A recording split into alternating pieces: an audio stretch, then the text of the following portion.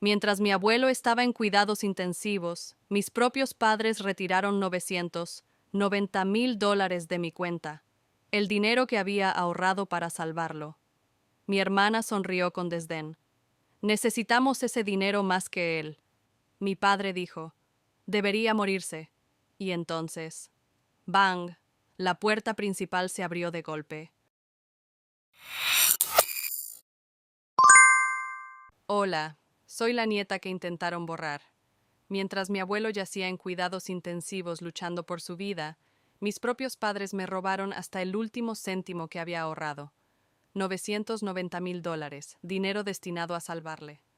Mi hermana sonrió siniestramente. Lo necesitamos más que él. Mi padre se burló. Debería morirse y dejar de malgastar recursos.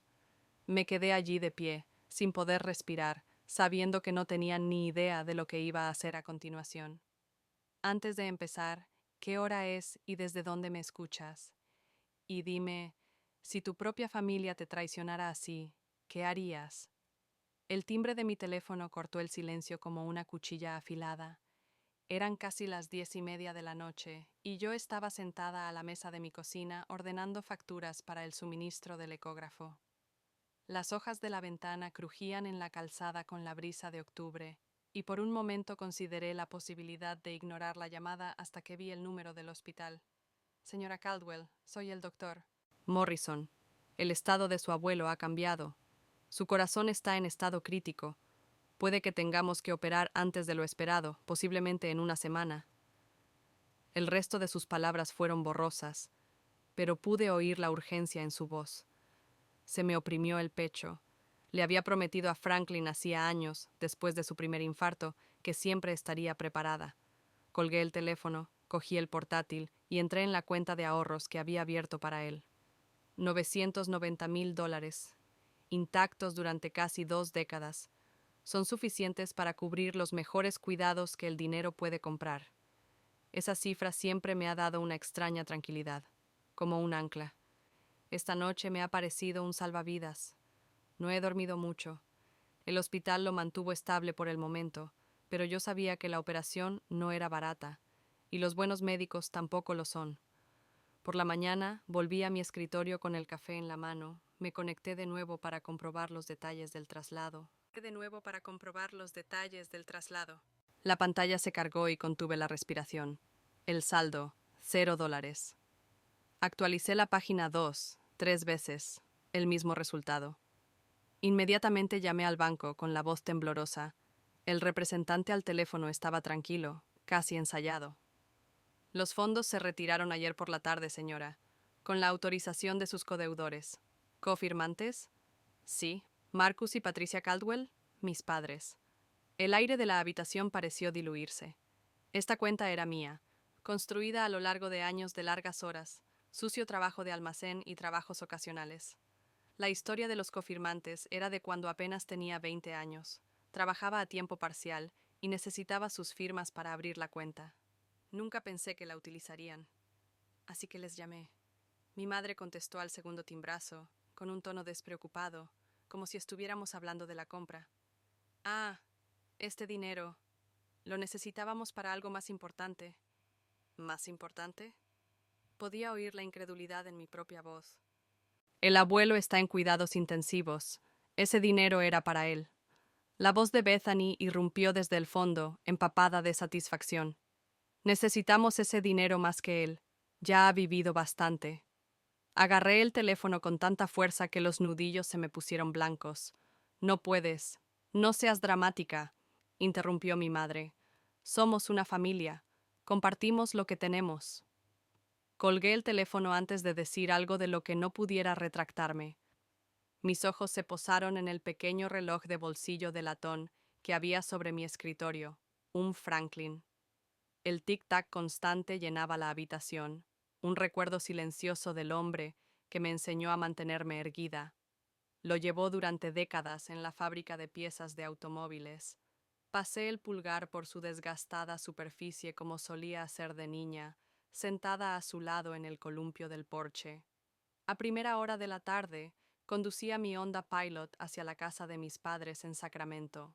El camino me resultaba familiar. las mismas aceras agrietadas, los mismos setos crecidos, pero me sentía en territorio enemigo. Entré sin llamar. Mi padre estaba sentado en su sillón reclinable, con la televisión emitiendo un concurso. No levantó la vista.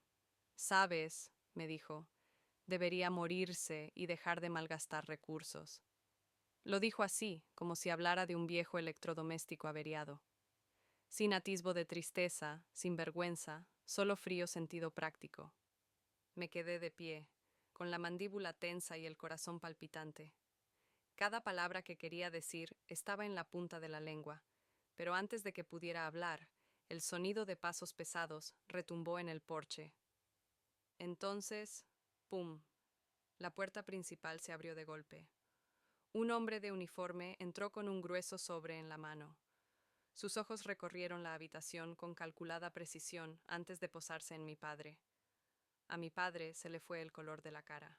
Entró, cerró la puerta con un chasquido firme, y el sonido pareció atraer hacia él todas las miradas de la habitación.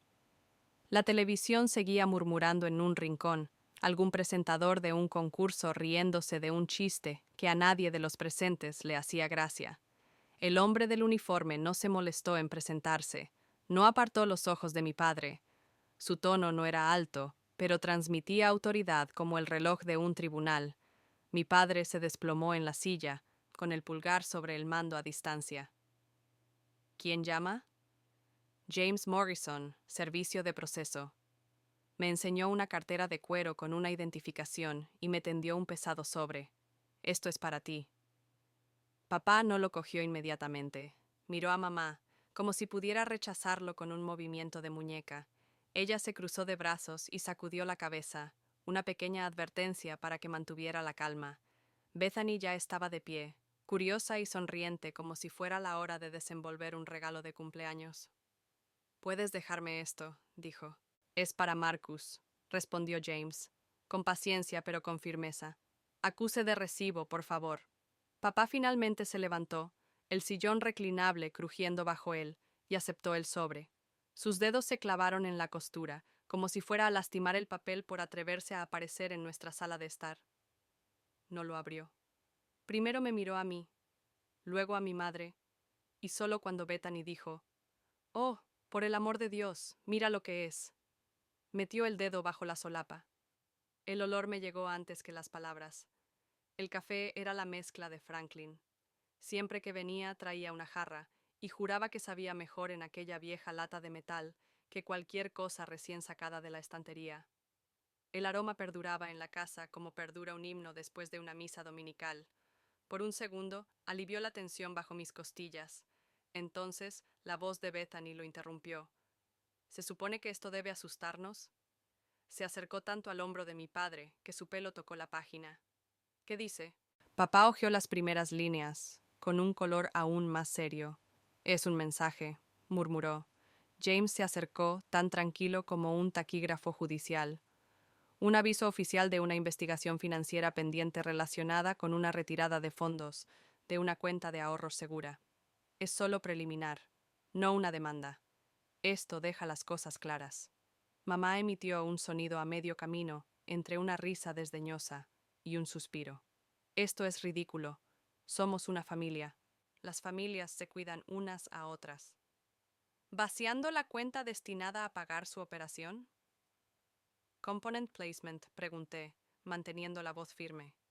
Los ojos de Bethany se cruzaron con los míos, brillantes de triunfo. «Estás exagerando. Es dinero de la familia. No eres la única que se preocupa por el abuelo». «Si así fuera», dije, «no tocarías ni un céntimo de ese fondo». Ella se encogió de hombros como si todo fuera un malentendido. «Es viejo. Nos habría dicho que fuéramos prácticos». Miró a su padre en busca de apoyo, y él asintió, aliviado de tener su frase para repetir. James no se inmutó. «Para que quede claro, señor Rodríguez, la notificación documenta el plan de retirada y las partes implicadas. También hace referencia al protocolo de seguridad del banco. Si las cosas van a más, recibirá otro servicio». Papá hizo un mohín como si pudiera ganar un juicio con la mirada. «No hicimos nada malo». La expresión de James no cambió. Colocó la pequeña tarjeta sobre la mesita y se dio la vuelta para marcharse. A medio camino de la puerta, se detuvo a mi lado y bajó la voz lo suficiente como para que solo yo lo oyera. Quizá deberías volver a hablar con el banco, me dijo. Algo sobre la forma en que se manejó esto, no la forma estándar. Las palabras eran sencillas, pero tenían un peso considerable. Asintió levemente con la cabeza y salió, cerrando la puerta con el mismo clic limpio con el que había entrado. Silencio, salvo un suspiro. El público de la televisión aplaudió el premio gordo de otra persona. Bethany rió suavemente, malvada en su música. Un trozo de papel. La gente los envía cuando quiere llamar la atención. Alcancé el sobre y papá lo tiró hacia atrás como un niño que agarra su juguete. Tú provocaste esto, dijo. No podías haberlo dejado así. ¿De qué sirve vaciar el fondo médico? Mantuve el foco en él, no en ella. Había un plan, lo sabías. Mamá se acercó, con las palmas levantadas en falsa paz. No eres la única que le quiere. Nosotros también tenemos responsabilidades. Entonces, ¿por qué coger el dinero reservado para su cuidado? Zrenia pregunté. ¿Por qué no llamarme? ¿Por qué no preguntarme? Bethany resopló. Porque siempre dices que no cuando no te favorece. Crees que eres la única persona que se ha sacrificado. Por favor. Sentí que el calor subía. El viejo dolor que viene cuando te dicen que tus esfuerzos no cuentan. Inhalé el café que se desvanecía. Dejé que me calmara. Lo he dicho más veces de las que cualquiera de vosotros admitiría, dije con firmeza. Y esa cuenta existía para un propósito, para una persona. Papá hizo un gesto con el dedo hacia la puerta como diciéndome que saliera de casa. No vas a convertir esto en un circo. Podemos manejar esto. Lo haréis. Miré el mensaje que aún temblaba en su mano. Te acaban de decir que estás registrada para una investigación financiera. No soy yo quien está montando una escena. Es el debido proceso que ha llegado a tu puerta. Mi madre primero se puso pálida, luego roja. Estás arrastrando a tus propios padres por el barro. Tú has echado el barro, dije. Solo me niego a ahogarme en él. La voz de Bethany bajó a ese tono de pellizco que usa cuando quiere sonar razonable en la superficie y cruel en el interior. ¿Qué vas a hacer exactamente? ¿Crees que un director de banco se va a poner de tu parte contra la nuestra? Llevamos con ellos más tiempo del que tú llevas vivo. No era cierto, y ella lo sabía. Pero los hechos no eran la cuestión. La presión lo era. Me enderecé. Haré lo que tenga que hacer por él. Papá depositó el sobre la mesita, lo alisó con la palma de la mano como si pudiera limar asperezas. No deshonrarás a esta familia. Hablaremos con el banco. Nos aseguraremos de que entiendan el acuerdo. Hacedlo, dije, porque yo también voy a hablar con ellos. Mamá intentó de nuevo que pareciera un malentendido. Deberías descansar. Te estás emocionando y haciendo un lío. Déjanos arreglarlo. Recordé la mano de Franklin en mi hombro el día que firmé mi primer recibo de depósito. Guárdalo, me dijo, y cuando lleguen los días difíciles estarás preparado. Confiaba en mí porque yo seguía el plan. No iba a parar ahora. Te llamaré cuando tenga noticias, dije, y me volví hacia la puerta. No te atrevas a meter a gente de fuera en esto, ladró papá. ¿Me oyes? Me volví hacia él. El alguacil acaba de entregarte un aviso en tu propio salón. Los forasteros ya están en ella. Bethany se cruzó de brazos, con la barbilla alta. Adelante, haz tus llamaditas. Descubrirás que no se pega nada. Eso es lo que pasa con la verdad, dije. Tiende a pegarse. Salí al porche, donde el aire tenía un toque de humo de leña del patio vecino. Mis dedos recorrieron el borde del mensaje a través del delgado sobre mientras lo deslizaba en mi bolso.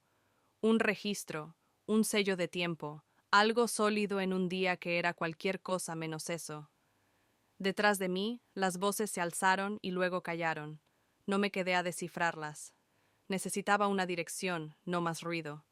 En la acera me senté en el asiento del conductor y dejé el motor al ralentí. La silenciosa advertencia de James resonó en mi cabeza. Fuera de los caminos trillados, podía significar pasar por alto las aprobaciones. Podía significar un cajero amable, saltándose el papeleo. Podría significar una anulación en la trastienda disfrazada de rutina. Si se trataba de una retirada limpia, alguien no tendría nada que ocultar. Si no, el rastro del papeleo respiraría, aunque la gente estuviera mintiendo. Ajusté el espejo retrovisor y me miré a los ojos. Cansados, sí, pero firmes. La ira se había enfriado y se había convertido en algo más agudo. Determinación. Si había alguna fisura en la forma en que habían organizado todo esto, la encontraría y tiraría de ella hasta que todo se viniera abajo. Puse el Honda en marcha, me alejé de la casa y dejé que el vecindario pasara en un borrón de arces y buzones. El hospital mantendría estable a Franklin unas horas más. El banco, más que nunca, no podía esperar. Las palabras de James resonaban en mi cabeza mientras conducía hacia el banco de Fresno, con el sobre aún apretado en la mano. Aparqué, tomé aire y atravesé las puertas de cristal. Jennifer Mitchell, la directora de la sucursal, levantó la vista de su escritorio cuando me acerqué. Su habitual sonrisa cortés vaciló en cuanto vio la declaración que le puse delante. ¿Qué es exactamente lo que me pide que mire? Zrenia, dijo, con tono mesurado. Quiero un desglose completo de esta retirada, $990,000. Mantuve la calma, pero cada palabra tenía un marco de acero. Miró las cifras y luego me miró a mí. Es una cantidad importante. Retiradas como esta requieren autorización personal, normalmente del titular de la cuenta. Sus ojos buscaron una reacción en mi rostro. Yo no lo autoricé, dije con firmeza. Jennifer vaciló y se echó un poco hacia atrás. Se supone que no puedo sacar imágenes de seguridad sin una petición oficial, pero si dices que no está autorizado... Antes de que pudiera terminar, se levantó y me hizo un gesto para que la siguiera. En el pequeño despacho trasero, el zumbido del monitor llenaba el silencio. Tocó el teclado y apareció el vídeo. El corazón me latía con fuerza en los oídos cuando la imagen se hizo más nítida. Bethany y Marcus, sentados en sillas de banco como si fueran de allí, firmando papeles. La mano de Bethany pasaba por la línea de la firma y sus ojos miraban el teléfono entre golpe y golpe. Marcus estaba relajado, casi engreído, recostado como si estuviera viendo un espectáculo que hubiera visto cientos de veces. Jennifer dejó de grabar y amplió la imagen. Ahí, dijo en voz baja. Mi nombre, mi firma. Pero no era mi letra. Los bucles estaban mal. La inclinación era incorrecta. Demasiado forzada. Demasiado cuidadosa. Parecía alguien intentando pronunciar un idioma que no conocía. ¿Quieres una copia? Zrenia preguntó. Sí. La imprimió y la deslizó hacia mí junto con la declaración. Firmé el registro de seguridad para solicitar los expedientes. Mi bolígrafo se trabó ligeramente cerca de la parte inferior. Esa pequeña pausa dejó una leve mancha de tinta en la página, un rasgo que heredé de mi abuelo, que siempre hacía lo mismo al escribir cheques. Me quedé mirándolo un momento. La familiaridad me arraigó. El contraste entre aquella marca auténtica y la falsificación pulcra y sin vida encendió algo dentro de mí. No era solo un robo, era un robo de identidad. Estaban intentando borrarme, incluso de mi propia cuenta bancaria. Jennifer bajó la voz. Si esto se convierte en un asunto legal, nuestro departamento de cumplimiento tendrá que testificar en el expediente. No puedo decirte qué hacer, pero quizá quieras tenerlo en cuenta. Fue la primera vez en todo el día que sentí que el terreno se inclinaba a mi favor. El banco no era mi enemigo. Todavía no. Mientras reunía mis documentos, Tyler, el joven cajero que había estado antes en la ventanilla, se acercó. Me puso un papel doblado en la mano sin detenerse. Ni siquiera le miré hasta que salía el sol de la tarde. 4 palabras aparecieron en su apresurada caligrafía. Comprueba la caja fuerte. Me quedé allí un momento, con el ruido de la ciudad ensordeciéndome los oídos. El dinero era un problema, pero si lo cambiaban a otra cosa, algo más difícil de rastrear, la cosa se ponía aún más fea. Salí del banco con el billete en el bolsillo y la críptica nota de Tyler grabada a fuego en mi mente. No conduje hasta casa. En lugar de eso, conduje directamente a la sucursal principal del centro de San Francisco, la de las viejas columnas de piedra y la cámara acorazada del sótano. 2 horas más tarde, estaba delante de la gruesa puerta de acero que conducía a la sala de seguridad. Sentía las palmas de las manos extrañamente húmedas. De niña había estado aquí docenas de veces con mi abuelo, cogiéndole de la mano mientras abría la pesada puerta. Entonces, era como entrar en un tesoro escondido. Ahora parecía el paso a una sala de interrogatorios. Cristina, la encargada de la cámara acorazada, levantó la vista de su escritorio cuando me acerqué. Llevaba las gafas en la punta de la nariz y me saludó amablemente con la cabeza. Buenas tardes. ¿Nombre? Se lo di, deslizando mi carné de identidad por el mostrador. Tecleó algo en el ordenador y cogió un gran libro de registro de cuero. Hojeó las páginas, se detuvo, pasó el dedo por una columna y frunció el ceño. Estuvo aquí por última vez hace casi un año, pero hubo otra visita hace solo 3 días. No necesité preguntar. Bethany, dije, más para mí que para ella. Sus ojos miraron los míos un instante antes de darme una tablilla para que firmara. Esto es lo que pone aquí. Me condujo a través de un pasillo frío, con un persistente olor a metal y a alfombra vieja en el aire. La puerta de la cámara acorazada crujió al abrirse y, en el interior, había hileras de cajas alineadas en las paredes. Mi abuelo había abierto hacía décadas el joyero de nuestra familia, con su nombre grabado en los documentos originales. La cerradura chasqueó cuando Cristina introdujo la llave maestra y retrocedió para que yo pudiera utilizar la mía. El cajón metálico se abrió con un ruido sordo. Lo coloqué sobre la estrecha mesa y abrí la tapa. Lo primero que vi fue un sobre, grueso, de color crema, encerado. La letra de mi abuelo recorría el anverso. Para mi nieta, solo cuando llegue el momento. Se me hizo un nudo en la garganta.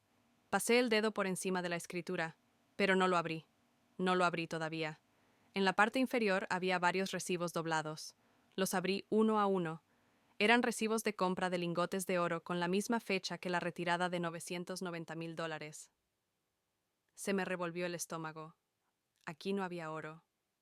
Continué, sacando cajas más pequeñas. Una era una conocida caja de terciopelo negro. Lo reconocí al instante. Los gemelos de oro de mi abuelo. Los llevaba en todas las reuniones familiares importantes, desde bodas hasta funerales. Abrí el estuche y me quedé paralizada. Dentro solo había un gemelo. En el espacio vacío había un papel arrugado. Lo desdoblé con cuidado. Había un solo nombre y una dirección garabateados con tinta irregular. Un almacén de las afueras de Bakersfield del que nunca había oído hablar. Me quedé mirándolo un largo rato, con la mente ya en movimiento. Si Bethany había trasladado allí el oro, aún podía recuperarse, pero el hecho de que hubiera dejado un rastro no parecía propio de ella. Cristina se aclaró la garganta. Técnicamente, no deberías llevarte documentos que no son tuyos sin el consentimiento del copropietario de la llave. De todos modos, me metí el papel en el bolsillo. Ya veo. No me detuvo, pero sus ojos se detuvieron, como si estuviera sopesando si decir algo más.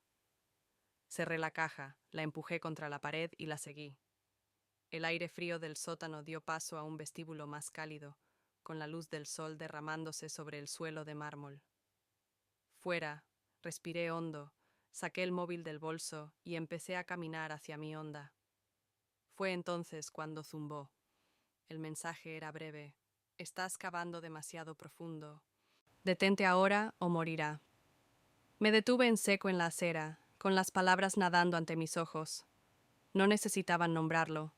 Yo sabía exactamente quién era. Mi abuelo, que seguía en la cama de cuidados intensivos. El mensaje me congeló a mitad de camino. Las palabras se desdibujaron y agarré el teléfono con más fuerza. Me senté en el banco más cercano bajo la marquesina del hospital, con el pulgar pulsando ya la llamada a la línea principal de cuidados intensivos. Cuidados intensivos. Habla Stephanie. Es sobre mi abuelo. Habitación 412, dije, intentando mantener la voz firme. ¿Está bien? Hubo una pausa. Los latidos de mi corazón llenaron el silencio. Sigue con nosotros, dijo por fin Stephanie. Sus constantes vitales se mantienen, aunque sigue en estado crítico. Puede visitarlo durante la próxima ventana a las 4. Exhalé lentamente, aflojando mi agarre del teléfono. Gracias, murmuré, colgando. Me quedé allí sentada un largo rato, con la amenaza repitiéndose en mi cabeza. Debería haber llamado a la policía. Cualquier persona cuerda lo habría hecho. Pero sabía que no se trataba de un extraño. Estaba más cerca de casa. Si mostraba mis cartas demasiado pronto, quienquiera que hubiera enviado el mensaje se escondería aún más. Necesitaba pruebas, no solo sospechas. A última hora de la mañana, estaba en la carretera, siguiendo una dirección borrosa de un trozo de papel arrugado. San Francisco dio paso a un matorral y luego a Bakersfield, una ciudad somnolienta con más escaparates cerrados que abiertos. El almacén se encontraba en el extremo más alejado, un envejecido y extenso complejo de unidades de metal corrugado, con la mitad de las puertas abolladas y descoloridas por el sol. El timbre de la puerta de la oficina tintineó cuando entré. El aire olía ligeramente a aceite de motor y papel viejo.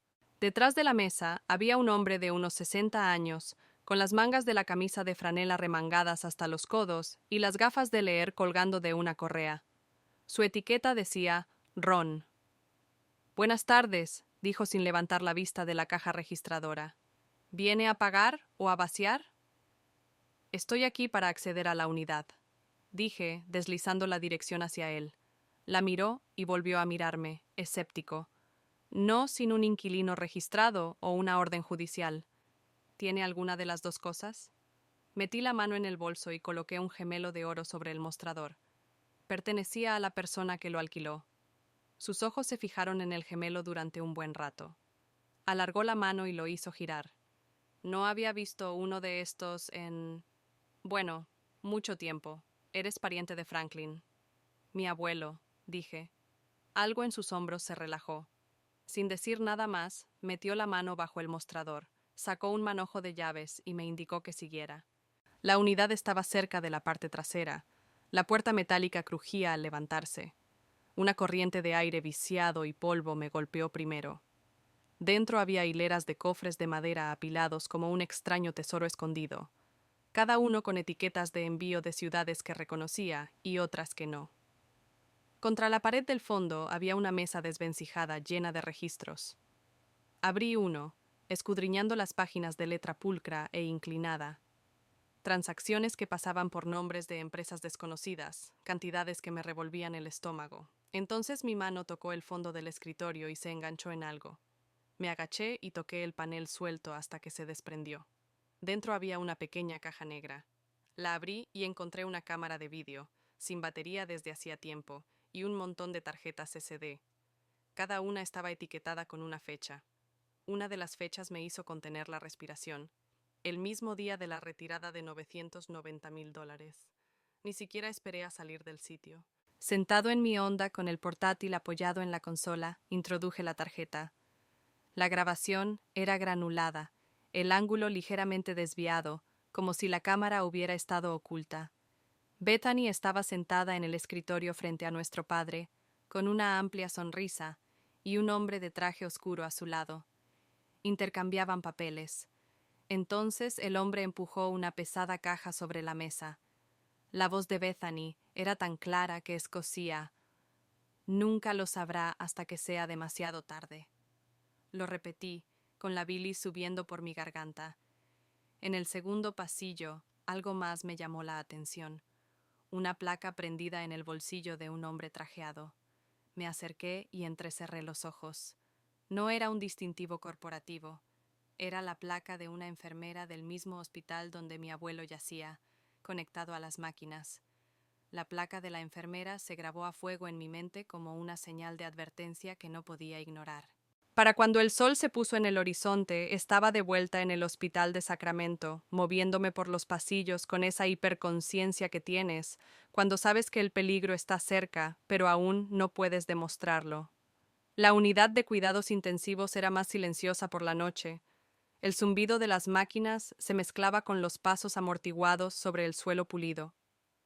Me senté a la puerta de la habitación de mi abuelo, y fingí mirar el móvil mientras observaba a cada persona que entraba o salía. Un hombre alto, vestido de médico, me miró y apartó rápidamente la vista. Cada vez que se abría la puerta, mis hombros se tensaban. Stephanie pasó en su ronda y se detuvo a comprobar su historial antes de inclinarse hacia mí. Parece que estás contando cartas, dijo en voz baja, con voz ligera, pero ojos curiosos. Dudé. Tengo razones para creer que alguien relacionado con el hospital ha estado en contacto con mi familia, de formas que no deberían. Enarcó las cejas, pero no insistió. Es una acusación grave, murmuró. Todavía no estoy preparada para hacerlo público, dije. Pero si notas algo, o a alguien fuera del lugar, te agradecería que lo supieras. Stephanie asintió una vez. Mantendré los ojos abiertos. Me dio un apretón rápido en la mano antes de irse. Apenas tuve tiempo de volver a sentarme cuando se oyeron unos tacones en el pasillo. Bethany apareció, con un ramo de lirios en los brazos, y esa sonrisa pulida que llevaba como una armadura. Vaya, vaya, dijo entrando por la puerta. No me habías dicho que ibas a estar aquí esta noche. Me levanté, manteniendo un tono neutro. No creí que necesitaras saberlo. Mi mirada se detuvo en las flores. ¿Son del mismo sitio donde guardabas las otras cosas? Entreabrió los labios y su sonrisa vaciló un instante antes de reanudarse. No sé a qué te refieres. Sí lo sabes, dije en voz baja, y sabes que lo he visto. Se acercó más, hasta que su perfume se hizo empalagoso en el aire viciado de la unidad de cuidados intensivos. No puedes protegerlo para siempre, susurró, con una voz lo bastante aguda como para atravesar el zumbido de las máquinas. Luego se dio la vuelta y colocó las flores junto a la cama, pasando a mi lado sin mirarme. Me dolía la mandíbula de contener lo que quería decir. En lugar de eso, crucé el pasillo hasta donde Stephanie estaba actualizando el historial. ¿Conoces a la enfermera? Alta, de unos 40 años, morena, trabaja en el turno de noche. Levantó la vista bruscamente. ¿Por qué? Creo que lo vi en un lugar donde no debería haber estado. Dudó, mirando a su alrededor antes de inclinarse más cerca. Si es quien creo que es, está en la rotación nocturna. Un tipo tranquilo, reservado. Podrías comprobar los registros de aparcamiento del personal. Seguridad lleva un registro de quién entra y sale. Eran poco más de las 11 cuando salí de la unidad de cuidados intensivos y me dirigí al extremo del hospital donde aparcaba el personal. Encontré un rincón a la sombra cerca de la valla y esperé, con la aplicación de la cámara preparada en mi teléfono. Los minutos pasaban. A las 11:45 me llamó la atención un movimiento. Un hombre que salía por la entrada lateral, el mismo perfil del vídeo, llevando una nevera médica en una mano. No miró atrás, sino que se dirigió directamente hacia una furgoneta Ford Transit blanca y sin matrícula. Hice 3 fotos rápidas, acercándome a su cara, a la nevera y a la matrícula. Se sentó en el asiento del conductor y arrancó el motor. Puse la mano en el contacto, dispuesta a seguirle, pero antes de que pudiera cambiar de marcha, una sombra creció delante de mi capó. Un hombre ancho, vestido con una chaqueta oscura, estaba allí, con la placa en el cinturón que reflejaba el resplandor de la única luz del aparcamiento. Su placa decía Walsh. No se movió. Solo tenía una mano en el cinturón, sus ojos fijos en los míos, fríos e ilegibles. Tenemos que hablar, dijo en voz baja. La mano de Walsh permaneció en su cinturón, el peso de su mirada presionando más fuerte que las palabras que acababa de pronunciar. No me inmuté. En lugar de eso, apreté los dedos alrededor de la cámara, con los bordes lisos calientes contra la palma de la mano. En ese momento, sentí que era lo único que se interponía entre yo y el juego al que estaba jugando. «Estás invadiendo», dijo, con un tono llano, como si estuviera leyendo una política que ha utilizado cientos de veces. Me recosté en el asiento, pero no arranqué el motor. Es curioso, creía que los aparcamientos tenían acceso abierto después de las horas de visita, a menos que quieras decir restringido, como si no quisieras que viera lo que acaba de salir de aquí en esa furgoneta blanca. Algo parpadeó en su expresión, tan rápido como un parpadeo. «Cuidado», dijo, pero su voz había perdido parte de su confianza. Levanté la comisura de los labios. «Por supuesto que sí. Que sepas que mi cámara tiene una memoria más clara que la mía, y puede que recuerde algunas cosas que a la policía le resulten interesantes». Ese fue el primer chasquido. Exhaló lentamente, escrutando el aparcamiento vacío, y luego sacudió la cabeza hacia el otro lado, lejos de las cámaras de seguridad montadas en la pared del hospital. Sal del coche, ven conmigo. Dudé sopesando el riesgo, y salí con los zapatos crujiendo sobre la grava. Avanzamos hacia la sombra del cobertizo de servicio, el aire nocturno cargado de gases de escape y asfalto húmedo. No soy tu enemigo, dijo en voz baja, casi como si se estuviera convenciendo a sí mismo. Pero hay cosas en la UCI que no te conviene tener cerca. He visto lo suficiente para saber que es malo para todos. Tienes que irte ya. Me crucé de brazos. Me estás diciendo que me retire mientras admites que sabes que algo va mal. Así no consigues que nadie te escuche. Abrió la boca para replicar, pero el barrido de los faros a través del aparcamiento nos hizo volvernos a los dos. Un Dodge Charger sin matrícula se detuvo lentamente, con los neumáticos silbando sobre el pavimento mojado. La puerta del conductor se abrió y salió un hombre alto, con la chaqueta abierta y la placa sujeta al cinturón. Gritó: ¿Walsh? Su voz tenía la suficiente autoridad como para que me enderezara. Detective Collins, murmuró Walsh en voz baja, como si el nombre lo explicara todo. Los ojos del detective se clavaron en mí. Tú debes de ser el que ha estado husmeando. No preguntó. Fue una afirmación. Depende de quién pregunte, dije, manteniendo el tono uniforme. Soy el tipo que ha estado siguiendo el rastro del inexplicable declive de los pacientes durante los últimos 6 meses, dijo Collins. Y creo que tu amigo el de la nevera en esa furgoneta está relacionado con una red de tráfico de órganos. Se me apretó el pecho. Así que no soy el único que ve fantasmas en la UCI. No, dijo Collins, pero no puedo moverme sin pruebas. Y por la forma en que Walsh te mira, supongo que tienes algo que podría ayudarnos a ambos. Saqué la cámara de mi bolso y la encendí. Las imágenes de antes estaban vivas en mi mente.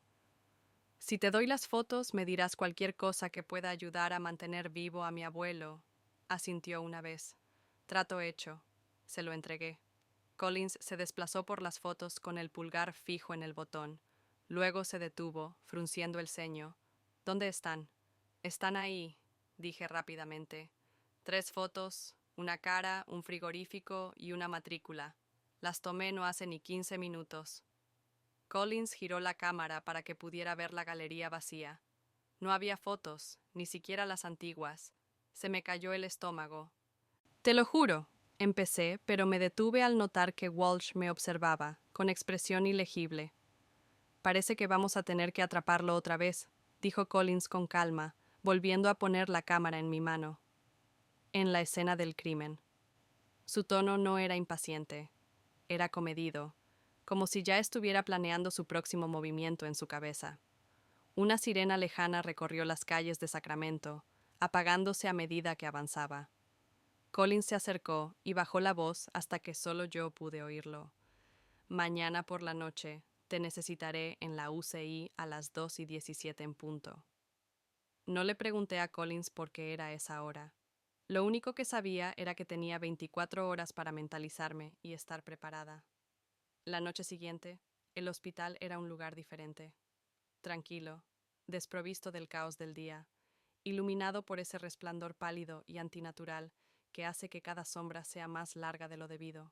Llegué pronto, me dio tiempo a recorrer los pasillos, a descubrir qué puertas se cerraban solas y cuáles permanecían entreabiertas si las empujabas adecuadamente.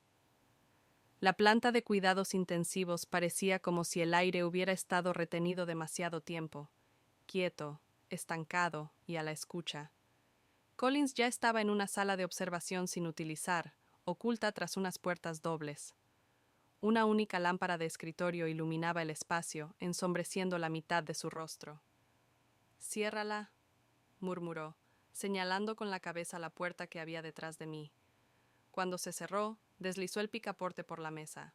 «Parece normal», dijo, «pero graba audio y vídeo. Manténlo conectado donde pueda ver de frente. No juegues con él, no lo toques. Déjalo funcionar». Me lo enganché en el bolsillo de la chaqueta, asegurándome de que la lente estaba bien colocada. Los latidos de mi corazón eran más fuertes que el zumbido de las luces del hospital. Permanecimos sentados en aquella habitación durante 15 minutos, sin decir gran cosa. Cada crujido en el pasillo me hacía pensar que alguien ya nos había encontrado. Collins seguía mirando su reloj, no impaciente, solo con la cuenta atrás. A las 2:16 hizo un pequeño gesto con la cabeza hacia la puerta. Hora del espectáculo. Salimos al pasillo justo cuando apareció la camilla, con sus ruedas susurrando sobre las baldosas. La enfermera Angela la empujaba con firmeza, con un rostro tranquilo que me erizó la piel. El paciente no era mi abuelo, demasiado joven, demasiado inmóvil, pero la bolsa intravenosa se balanceaba con cada empujón y el líquido transparente brillaba bajo la luz. A su lado caminaba el hombre de la furgoneta, con el mismo paso ligero y el mismo agarre despreocupado de la nevera en la mano izquierda. Sus ropas médicas parecían limpias, pero no había nada de limpio en la forma en que sus ojos recorrían cada rincón. Me mantuve a una distancia prudencial, dejando que la cámara del bolígrafo captara la escena. Llegaron a una puerta lateral que decía «Solo personal autorizado». El hombre pasó su tarjeta llave y la cerradura emitió un suave chasquido. Primero empujó el frigorífico hacia el interior y luego envió la camilla tras él. Desde mi esquina pude ver mesas de acero inoxidable, hileras de bandejas etiquetadas y una unidad de refrigeración zumbando al fondo. Se me revolvió el estómago. Collins empezó a avanzar, pero un agudo pitido electrónico lo congeló. Las luces superiores del pasillo se apagaron y fueron sustituidas por un lento y pulsante resplandor rojo. Anulación de seguridad, murmuró, sacando su placa del cinturón. Acaban de cerrar esta sección. Me acerqué a la puerta, con la cámara aún apuntando. Fue entonces cuando Angela giró la cabeza, sus ojos se clavaron en los míos, y por un segundo no hubo confusión. Sabía exactamente lo que estaba haciendo. Gritó, su voz resonó en el pasillo. La cabeza del sospechoso se giró bruscamente hacia mí, luego hacia Collins, y sin vacilar salió de la nevera. Las sirenas sonaron lo bastante fuerte como para hacer temblar el cristal de la puerta. Pero en lugar de dirigirse a la salida más próxima, se precipitó en dirección contraria, directo a las unidades principales de cuidados intensivos, hacia mi abuelo. Tardé un momento en darme cuenta del cambio de dirección. Luego me puse en movimiento, con las botas golpeando las baldosas y el bolígrafo de la cámara rebotando en mi pecho. Collins gritaba algo detrás de mí, pero yo solo oía el martilleo de mis oídos. Doblé la esquina justo a tiempo para ver la sombra de un hombre que atravesaba la puerta de mi abuelo. Me ardía el pecho y respiraba entrecortadamente. Si le alcanzaba antes, todo habría terminado. Corrí tras él, con el pecho ardiendo, porque si llegaba primero a mi abuelo, todo habría terminado. La puerta de la unidad de cuidados intensivos se abrió. Las bisagras emitieron un gemido metálico que parecía demasiado fuerte en el silencio. Empujé hacia adentro, con el corazón palpitante, y allí estaba él, inclinado sobre la cama de mi abuelo, con una jeringuilla en la mano.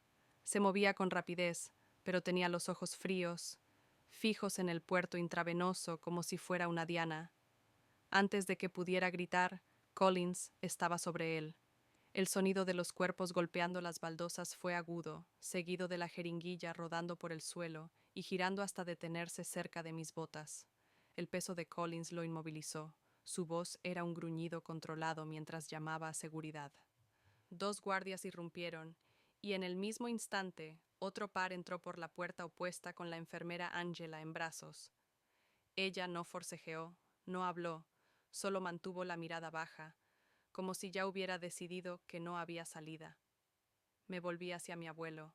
Sus párpados aletearon y, por un instante, su mano encontró la mía. Fue débil, apenas un apretón, pero bastó para que se me hiciera un nudo en la garganta. «Estás a salvo», susurré, sin estar segura de que pudiera oírme. El resto de la noche fue un borrón de placas parpadeantes, walkie-talkies apagados y el ruido de botas sobre suelos estériles. Al amanecer, me encontraba en la sala de conferencias del hospital, sentada a una larga mesa con Collins a mi lado. Frente a nosotros estaban sentados el administrador del hospital, varios detectives, mis padres y mi hermana. Angela y su marido estaban detenidos en algún lugar del pasillo. Collins colocó mi bolígrafo sobre la mesa, pulsó un botón y dejó que se reprodujera la grabación. El vídeo lo mostraba todo: las manos firmes de Angela empujando la camilla, el hombre con la nevera, el golpe de la tarjeta llave y el vistazo al interior de aquella fría habitación de acero inoxidable. Cada sonido, cada mirada. Nadie hablaba. Al principio, los rostros de mis padres eran ilegibles, pero cuando Collins pasó al segundo vídeo, el que relacionaba las retiradas de fondos con las cuentas de su marido en paraísos fiscales, los ojos de mi madre se clavaron en los de mi padre y la mandíbula de mi hermana se apretó. El administrador se aclaró la garganta y rompió el silencio. Antes de caer enfermo, tu abuelo transfirió $990,000 a un fideicomiso protegido a tu nombre. Sus instrucciones eran claras. Debía usarse para su cuidado y nadie más debía tener acceso. Era casi cómico ver cómo la cabeza de mi hermana giraba bruscamente hacia mí. Su boca se abría, pero no salían palabras. Las manos de mi padre se tensaron sobre la mesa, y mi madre miró fijamente hacia adelante, como si tal vez, si no pestañeaba, aquello no fuera real.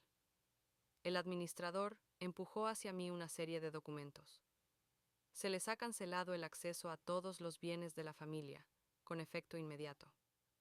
Firmé las autorizaciones de tratamiento con mano firme, asegurándome de que mi abuelo recibiría los cuidados que necesitaba sin demora. Cuando empujé los papeles hacia atrás, no me molesté en mirar a mis padres. Ya estaban de pie, alejándose sin decir palabra. Mi hermana los alcanzó, con el rostro pálido y tenso. Collins se quedó atrás. «Hiciste más que salvarlo», dijo en voz baja. «Esto va a destruir a más gente de la que te imaginas». La habitación se vació lentamente.